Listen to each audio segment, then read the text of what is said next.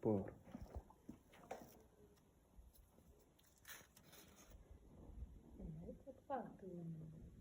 Nuko natukura. Ndio wale wakubaliana akaranga rero bisa nabi benga